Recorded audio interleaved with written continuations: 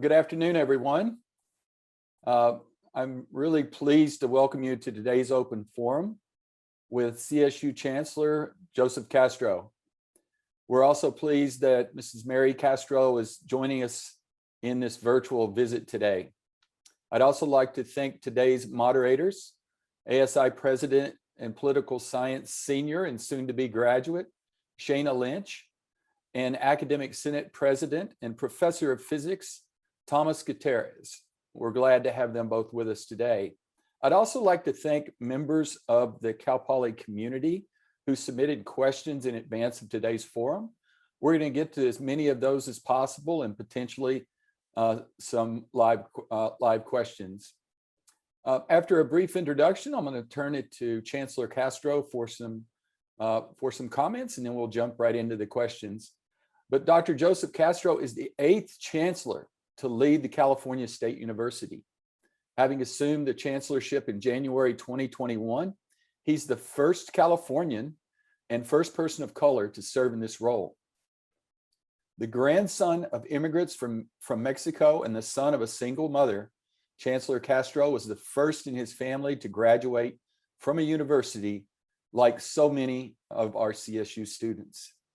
He earned a bachelor's degree in political science, a master's in public policy from the University of California, Berkeley, and a PhD in higher education and policy and leadership from Stanford University.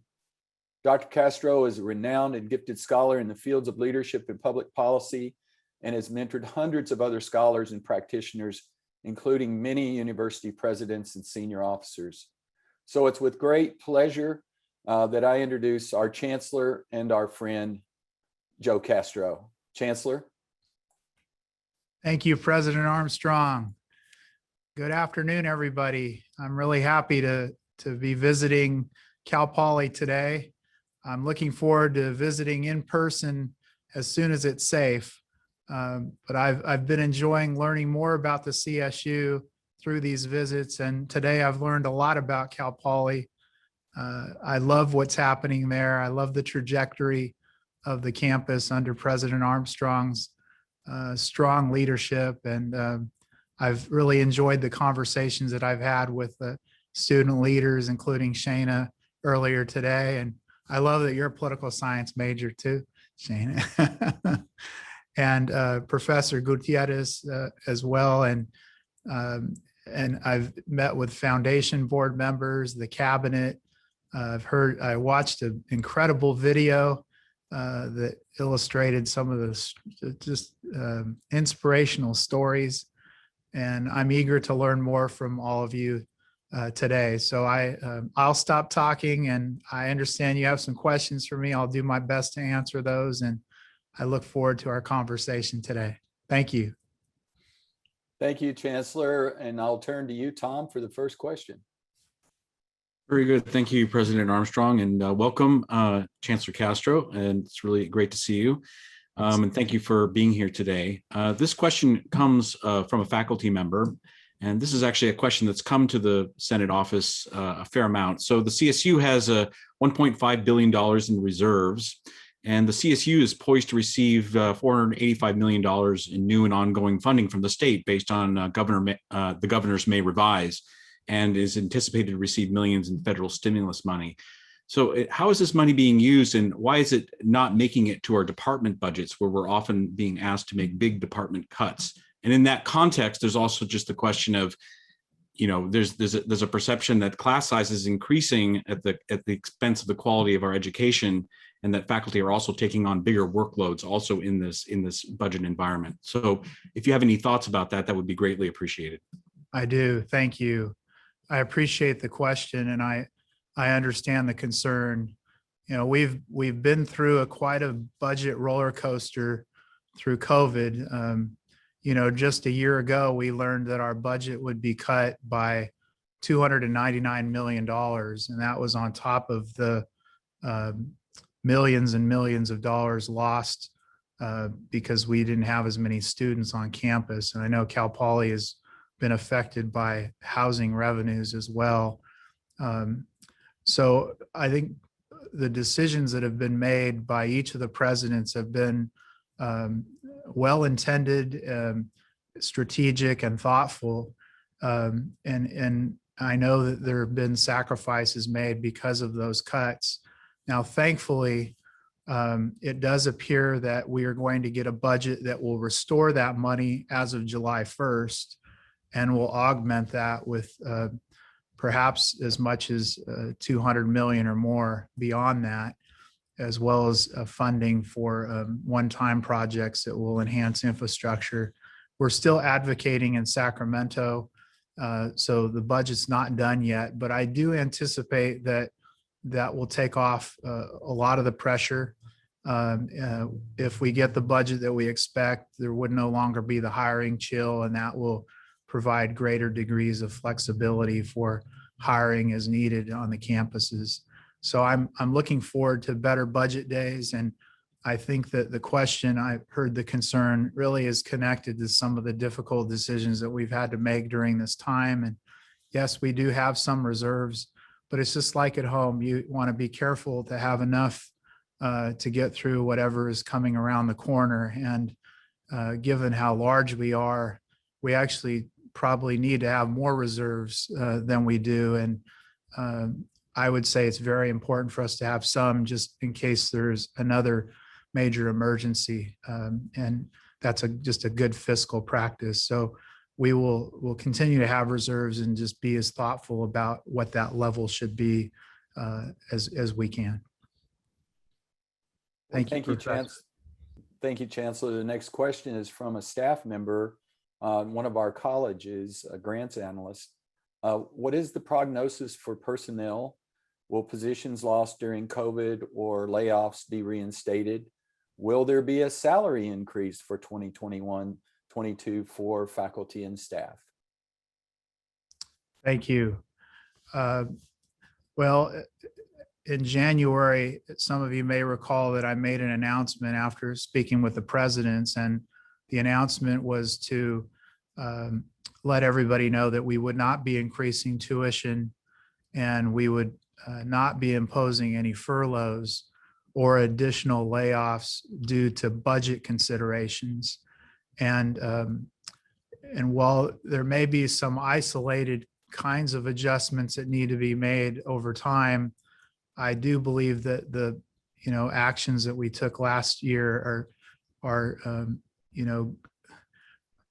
that we're not going to need to take such actions in this upcoming year, that we will actually have the ability to begin hiring again as needed. And it will depend upon the needs of each campus in terms of how the dollars will be allocated. And, I entrust President Armstrong as president to use those funds as he thinks is appropriate to strengthen Cal Poly. And so each campus will have those kinds of conversations. My job as chancellor is to try to get as many resources as possible to enhance teaching and research and service on the campuses. Thank you, Chancellor Castro. And the next question is from a student.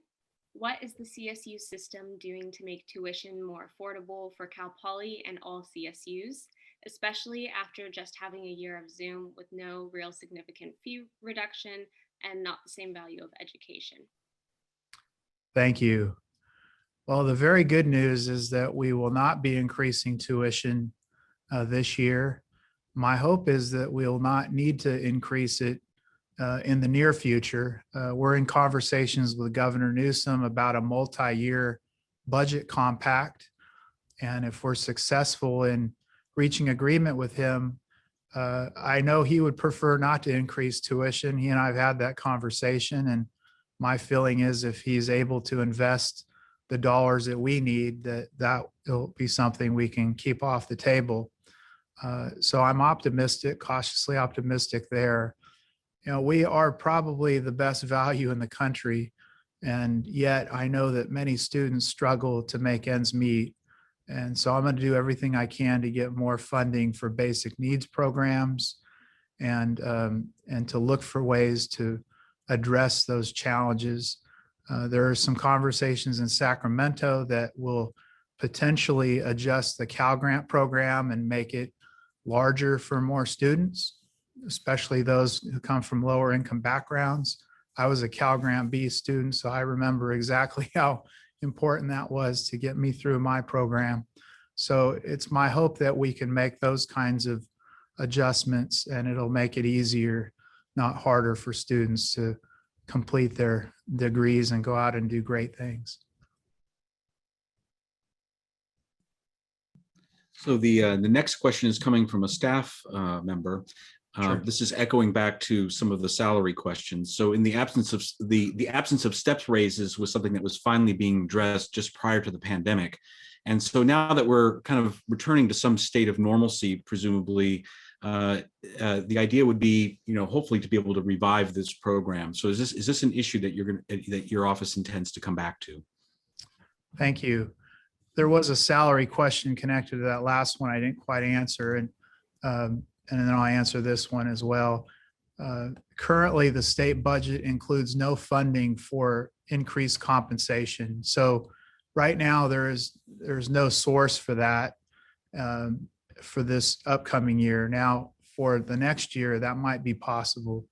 In terms of the range adjustments, this is something that I know has been very challenging for the CSU and for the CSUEU for a long time. And one of the things that I promised them that I would do is to look at it carefully with our bargaining teams and to try to think creatively so that we could begin to take some positive steps forward. We probably cannot do it fiscally all at one time, but there might be some ways that we can start to work on this, because I do understand there's a problem.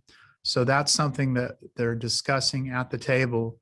And then if we're able to come up with some kind of agreement, then I would then like to go to the legislature and the governor to seek funding for such an agreement. But we're still in those conversations, and my hope is that we can find some common ground and figure out a path forward. Thank you. Thank you, Chancellor. Sure. Thank you, Tom and Shana. A question from the College of Food, Agricultural, and Environmental Sciences is, what is your vision for the future of the CSU Agricultural Research Initiative and CSU's support of ARI? Well, I think, as President Armstrong knows, I love ARI. I love all things agriculture. In my former life, I worked on that day after day, and it's such an important industry for California and the country. And I take great pride in coming from an area that produces a lot of the food. And I know Cal Poly has been such a powerful leader in this space. So I'm going to do everything I can to support ARI. I think I have a letter here asking for more funding. So I'm going to look at that carefully, and I'll do whatever I can to find other sources as well, private funding, federal funding. I think it's vitally important that we grow our agricultural program. So count me in on that. Thank you. The next question is from a student. In the context that caste oppressed students are vulnerable after outing themselves multiple times in unsafe settings, when are you going to add caste into the anti-discrimination policy? How do you understand the CSU's recognition of caste within your priority of addressing equity gaps? And how do you think adding caste as a protected category can make the CSU more equitable and inclusive of all? Thank you. This is an issue that has come to my attention over the last several weeks and came up during a forum with the CSSA. And my view is that we need to look at this carefully and figure out what we can do to be as supportive as possible. And I promise you that my colleagues and I are going to do that. And I'll have more to say in the coming weeks and months about this. Hopefully by the fall, we'll have more to say about this particular topic. But I appreciate, one of the humbling things about this job is I really learned so much. And this is an area that I've learned a lot about in recent weeks, and I appreciate that. So this question is coming also from a staff person, but it also applies, I think, to faculty and also in principle to students as well. But in the context of the pandemic, we obviously had to do this pivot into the virtual space very quickly, and that was, I think, a fairly traumatic experience for many. And but we worked very hard, and people stepped up to really make the system happen.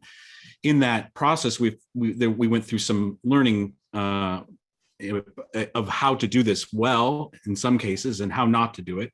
So there was a lot of things learned about remote work, basically. So the question is, do you envision in that context the idea of allowing the CSU to keep pace with other places by allowing remote work on a permanent basis, depending on context, now that we've been able to go through kind of a trial by fire in this virtual space? Thank you, Professor Gutierrez. Well, first of all, I just want to commend you and all the other 54,000 or 5,000 faculty for pivoting that way and under such stressful circumstances, and also to Shana and all the other students who've gone through this. It's been an incredibly challenging period, but it's shown how resilient everybody is. And my feeling is we really can learn from this, and that's going to shape how we focus on the future, and that will influence the way that we teach and the way we learn, the way that we all work. So I'm definitely open to those kinds of ideas. I do think that they should be guided by our continued commitment to the success of students. And I think by and large, what I'm hearing from students is that they want to be back on campuses. And so that, I believe, is where we should start, and then figure out what's the best way to support that need. And to the extent that there'll be students that want virtual education, then we would, have the ability to serve that need as well. So it's being flexible and reasonable, and trying to find what that new equilibrium is going to be. And I think we're all going to learn a lot as we have this transitional quarter for you in the fall and in the winter and spring, and then figure out where we're going to head from there. But I'm excited. I think it's going to be a very interesting period of time. It may be awkward at times. We're trying to re-enter together. We haven't seen each other in a while.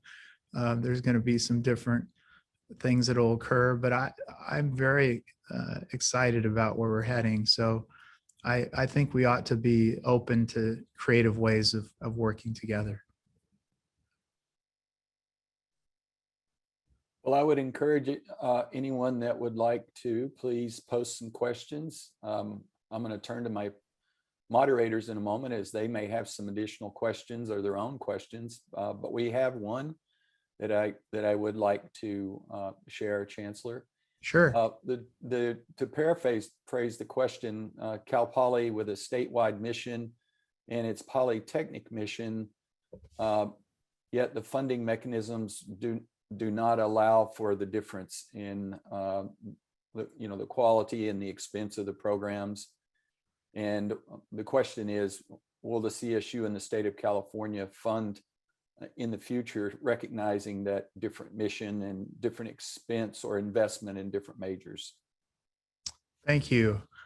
Yeah, this question's come up a couple of times today. It's very helpful because this is actually the first time it's come up for me on my visits. As President Armstrong knows, the CSU, at least in the time that I've been president, he's been president, we have these conversations each year about how we might spend the new money. And some years we've given more to campuses on average that are smaller to help them. We've given more to campuses that have more Pell Grant students. We're planning to do that for the upcoming year. So those campuses that have more Pell Grant students would on average get more funding. But we haven't really looked at it from a programmatic standpoint. And I do think it's worth looking at for the future. And I understand the concern. And especially if I was at Cal Poly, I would understand the concern. So I just want to let you know I've heard that, and that it'll be something that we'll be discussing with all the presidents in the future. Next question from the chat is it has a little bit of background. So the Sure. CSU released a briefing document focused on academic advising in February 2021. This 9-page document reiterates the importance of advising in meeting the goals of GI 2025 and states that it is a core element of the teaching and learning mission of institutions of higher education. The relationship cultivated and sustained between advisor and student can be a meaningful one that contributes in positive ways to the student's educational journey. Proactive or intrusive advising, matching high-tech, high-touch advising, mandatory advising, holistic approaches, etc., are all mentioned. However, advisor to student ratios are high across campus. There are some colleges with a 1 to 900 plus ratio. Are these ratios being reviewed and efforts being made to increase staffing and to assist students? Thank you. I appreciate the background and the question. And so as it relates to advising, clearly there's a need to have an appropriate number of advisors to support our students in making decisions, the right decisions at the right time. And our efforts through GI 2025 are around meeting our bold graduation rate goals, as well as eliminating our equity gaps. Both of those are really important goals. And one of the things that I observed when I arrived in January is that we were probably on schedule to achieve the graduation rate goals, but we weren't on schedule to eliminate the gaps. So I've kind of redoubled our efforts there, brought together a system-wide group to look at how we can eliminate the equity gaps across the system. And the solution or sets of solutions will vary based on campus circumstances. So again, this is one where I'm going to try to get as many resources to President Armstrong and all of you as possible. And then we have provided some suggestions in terms of what might work. And we actually have given each president kind of the number of students that would need to graduate within the next 4 years to eliminate the equity gaps and some strategies that might be helpful. But in the end, it's up to President Armstrong and the team there to decide, what is needed. And so the funding will be coming. I'm very optimistic about that. We have a lot of support for that in Sacramento. And then we'll be able to make adjustments at each campus. So if Cal Poly wishes to add advisors, they could do so with that funding. Or if there was a higher purpose for the money that they thought would eliminate gaps, then that would be the decision that President Armstrong would make. And I would just comment briefly, as I'll mention in the forums with colleges and staff, that the Cal Poly Scholars, Cal Poly Opportunity Fee provides a mechanism to enhance advising for all students as well as Cal Poly Scholars. So turn to you, Tom. Yeah, there's been a couple questions on the following topic. Cal Poly is one of the few, if not the only CSU campus currently on the quarter system, and there's some interest in understanding where your office stands on our position in that spectrum. Well, as President Armstrong knows, there was a commitment made as a system to do this. I think I saw a letter from Chancellor White to President Armstrong about this in his final days, and he and I will talk about it. I would like to see it happen for a number of reasons, and we'll figure out the best way that can happen for the campus. But it would definitely make a positive difference, especially around transfer students to Cal Poly, and kind of align with programs and policies there. And there are other reasons as well, but it'll be something for us to talk about. Thanks, Chancellor. Along those lines, we have a question asking you to speak to the vision of how Cal Poly could do more to create increased pathways for transfer students. Well, I'm very excited about some of the ideas that President Armstrong has and the cabinet have to do that.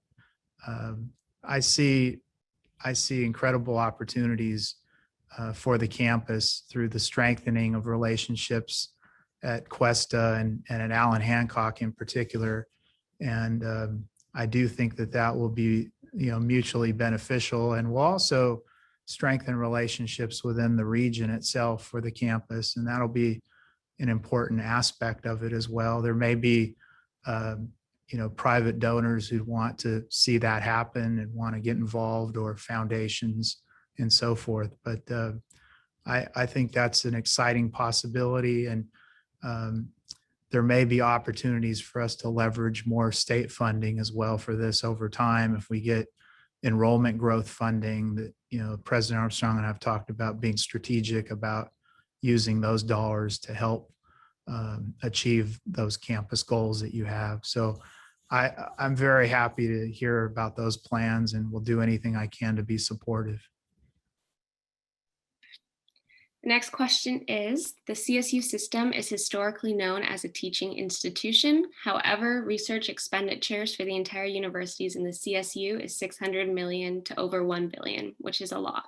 Yes. Despite research not being a set part of faculty workload. Do you have any plans to allow research to be a part of faculty workload across the CSU system while also engaging students in research? Thank you. Well, I think that part of our mission is very important, and especially the opportunity to mentor a new generation of diverse students to be researchers. That's such a powerful role that we play, in addition to creating new knowledge in California and beyond. So I am very supportive of the research that we're doing. The ARI example came up earlier. I love what's happening there. And your campus is doing incredible research in so many areas. So I'll do my very best to support that. I do think there'll be more opportunities for funding in Washington. President Armstrong and I have done that work together in the past, and I do think there's going to be more opportunities with the Biden administration. I'm not so sure at the state level. We'll try, but they seem to be more focused on the education mission than research. But we'll continue to make the case and see what can happen there. And in terms of workload, there is so much work to do, and I think that it's prioritizing and making sure that we accomplish our entire mission. And so I would not want to jeopardize the strength of our teaching mission. So it's how do we strengthen that through our research is really the question. How can we be creative in doing that? So the next question has to do with I'd like to follow up a little bit with the diversity issue. So, Sure. Cal Poly, this echoes back to a number of other issues that have come forward, but Cal Poly's demographics don't really reflect those of California. We're maybe amongst the least diverse campuses in the state, in fact. And so the reasons for this are complex, and it's an ongoing area of investigation for our campus. And as President Armstrong mentioned, we have our opportunity fee in the Cal Poly Scholars Program that have been transformative in this respect. It's a step in the right direction.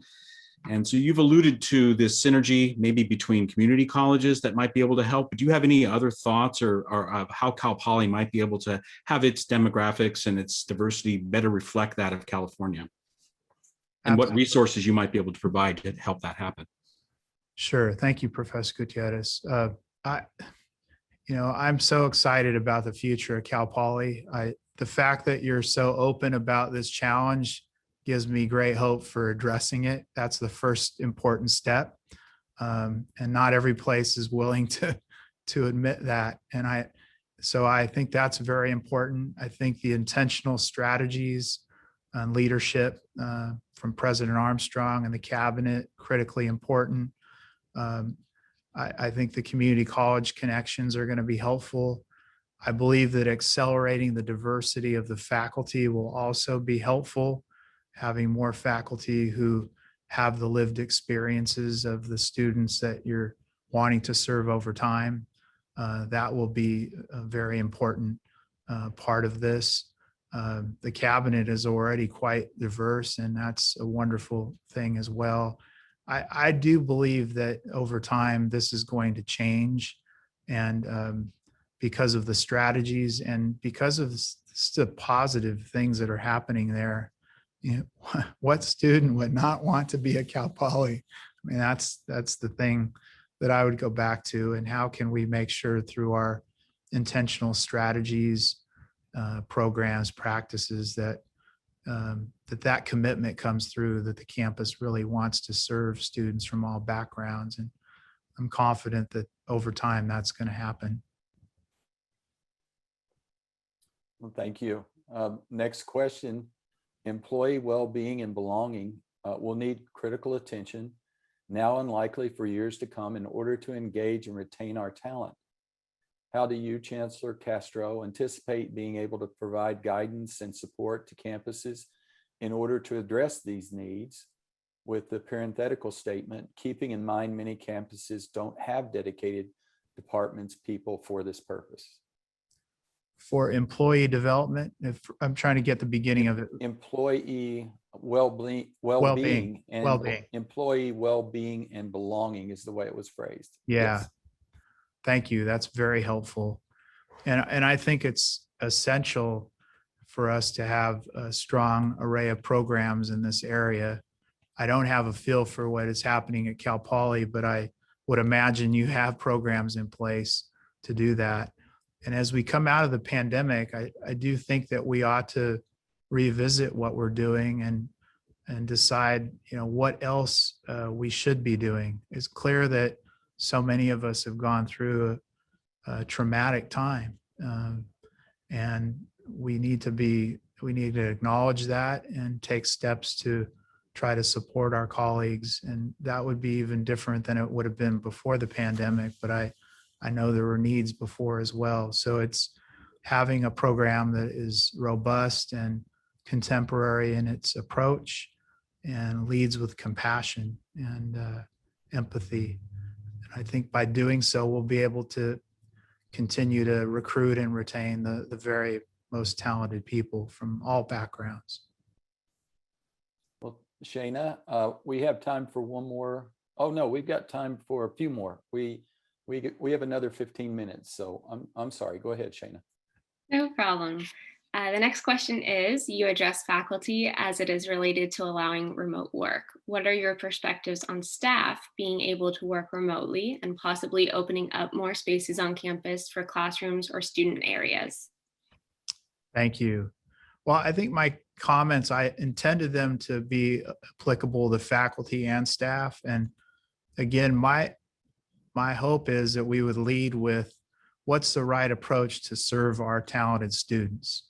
And so therefore, in my opinion, it'd be untenable to have almost all the students on campus and hardly any of our faculty and staff on campus. So just to use an extreme example. So I think that we need to start with, how do we most effectively educate and support our students? And then from there, to be flexible about arrangements and so forth. And it's interesting, we're going through these conversations here at the Chancellor's office as well. And, I have employees who, used to commute an hour and a half a day or more, and they haven't had to do that in 18 months. And the idea of them needing to come back and to commute, it doesn't sound like a great idea, all that time on the highway and gas and so forth. So I understand, and maybe for family reasons or other reasons, it would make sense. But again, I would start with what's best to support our mission and then figuring out the tactics from there. So the next question is I think really part of a broader repopulation plan and how your office intends to perhaps provide guidance in this context. Yes. But I'll read the question maybe more verbatim because it kind of does a deep dive into specifics. So the Okay. CDC released guidelines within the past week stating that individuals fully vaccinated against COVID do not have to wear masks, both indoor and outdoor. But given this guidance, the upcoming CSU requirements for vaccination, the tentative lift of California's mask mandate, with all of those parameters, will students still be required to wear masks on campus if they are fully vaccinated? So, and again, maybe that is really more about your office providing broader guidance for the repopulation. Thank you. So as President Armstrong knows, my office has provided guidance throughout the process. I've tried as a former president to find the balance between guidance and as much flexibility at the local level as possible, because I do think the conditions had been different around California. Perhaps now with the vaccines being widely available, we could expect the possibility of having many more people in person on the campuses. And I know at Cal Poly, there's plans for robust in-person instruction, and that's great. I have been supportive of that at each campus. As it relates to masks, the CDC surprised some people with that announcement. And because we must look to the federal, state, county, as well as our system, the county, the CDC and OSHA are not aligned right now at the state level, the state OSHA and CDC. So we will see if that changes. I anticipate that the governor will make some announcements around June 15th. He's already hinted at that. And I think that we can anticipate by the time that you start courses this fall, that we will very likely have many fewer restrictions. I don't yet know about masks, but it might be possible that we wouldn't need to have masks at that time. We'll have to wait and see. But given that we have our vaccination requirement, I think we have the ability to work toward herd immunity on the campuses. And that's the reason why we had that requirement in place, to protect the health and safety of everybody. And if requiring masks at the time are needed, then we'll go in that direction. But it may be possible that we won't have to have that. We'll see, and we'll communicate with you. I know President Armstrong and his team will communicate as we learn more about the potential changes in regulations in the coming weeks and months. I'm really proud of our students, of our 7,000 that we've been testing. A majority of the students are now vaccinated and no longer testing. That's so great. I just want to add my thanks to our faculty, staff, and students for how they've navigated this. We're nearing the end of our time, and I want to turn to Shana and Tom and just see if you, as a leader on campus, have a question of your own that you would like to ask the chancellor on behalf of your constituents. I can jump in first. Chancellor Castro, I know we spoke a bit earlier today, but one question we weren't able to get to that I think is very pertinent to what students are talking about right now is, as you probably know, the Cal State Student Association, at our last plenary, we voted to add a section to our policy agenda regarding policing in the CSU campus. Yes. And this is one topic that students are very passionate about. So I was just wondering if you could speak a little bit to what dialogues have occurred at the system-wide level on this topic, and what does policing in the CSU look like in the future? Thank you, Shana. I appreciate that question. And I certainly have been hearing about this from Zara Karabid and other leaders like you. And I respect the point of view that you have. And I've been listening carefully so that I'm learning from that point of view. This is not an easy topic. This is a complex topic. And for me, that has required some patience as I think through the different aspects of it. But it is clear to me that we need to strengthen the connections between our campus police and the community that it serves, so that the voices are being heard by our campus police. The policies and practices could be reviewed in that context with that perspective, and President Armstrong, under his leadership, can figure out what, if any, other adjustments need to be made. But I think that's going to be a very important step forward through the creation of these committees at each of our campuses, so that the lines of communication can be as open as possible And beyond that, I think that there may be some new opportunities to think about changes in how we do our work. And I'm looking to our chiefs for recommendations in that area. And the presidents and I will deliberate about those kinds of changes. But I think first and foremost, it's strengthening the connections and perhaps rebuilding some trust, because there have been some incidents out there, even on our campuses, that have, lessened some of the trust. So I want to work hard to rebuild that and to make sure that going forward that we have strong connections, because what I don't want to do is to defund the police. I think that would be a big mistake, and it would create conditions that would be less safe for everybody. So it's trying to figure out how we can continue that important public safety support in a way that people trust. And that's what I'm hoping we can do in the coming months and years. Tom, we've got a couple of minutes, so a quick question, quick answer. Is that, if you Sure. Love to have you close us out. All right. So yeah, this probably is not a quick answer, but I'm feeling maybe it'll plant some seeds. So there is a movement afoot, both at a grassroots level in the CSU and also nationally amongst different universities, to divest in fossil fuels. And I'm wondering how open the CSU as a whole system would be willing to move in that direction in the context of climate change. Thank you. Well, I have to say that I've noticed a number of voices from Cal Poly around this issue, from our foundation board meeting where students and faculty came, and also through some of our board meetings. And I made an announcement last week at the board of trustees meeting that we will review our investments with sustainability in mind, and make some recommendations to the board of trustees about how to proceed.